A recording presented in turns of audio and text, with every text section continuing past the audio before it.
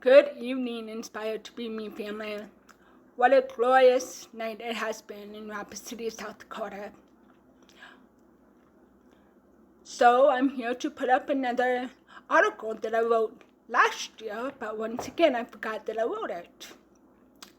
So this one is called One Step, Two Step. And it talks about how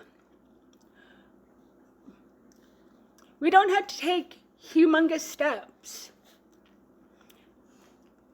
to get to our recovery. We can take inches, or a little bit, small amount.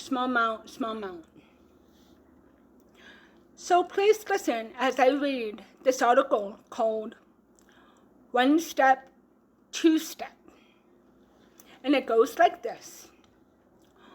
1 step, 2 step, 3 step to the corner of the room mixed with highs and lows, not knowing what to do.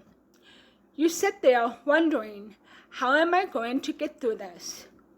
With the yelling and the fighting in the distance, your mind becomes numb and you become frozen.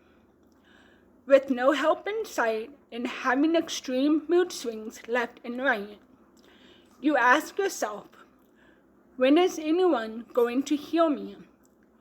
When is anyone going to save me?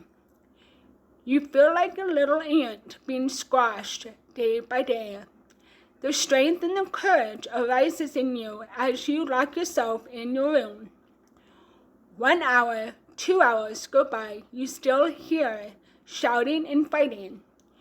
You have thoughts of running away, but you don't know where to. There you get a clue to open the window and escape out of the blue. You just don't know where you're gonna go. However, you knew you had to get away.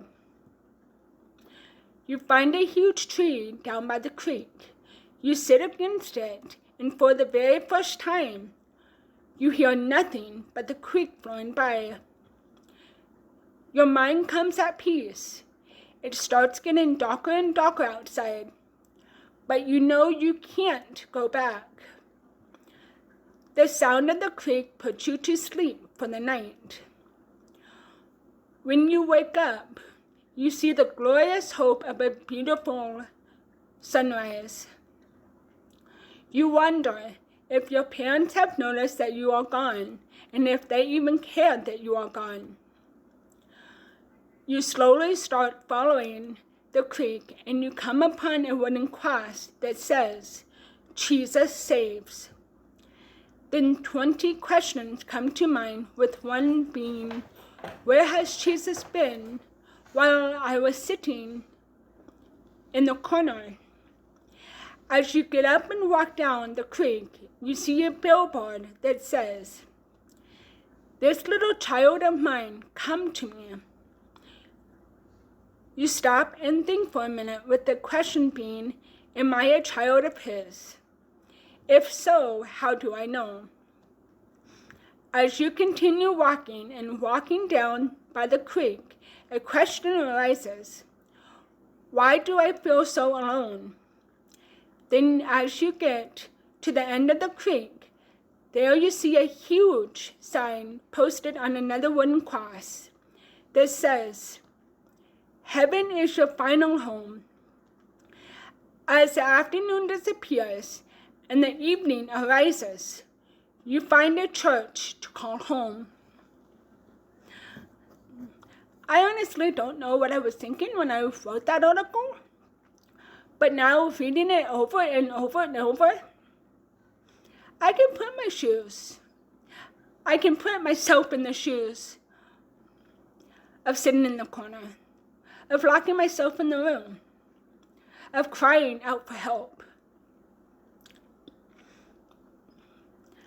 I just hope that you let this article sink in and know that you are loved, cared about, even if the world does not care about you.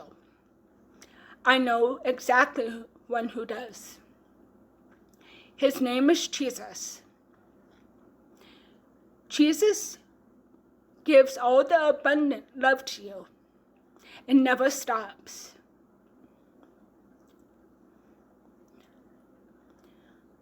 So I just hope and pray that you'll think about this article and maybe pass along to somebody who is hurting. That's all, folks.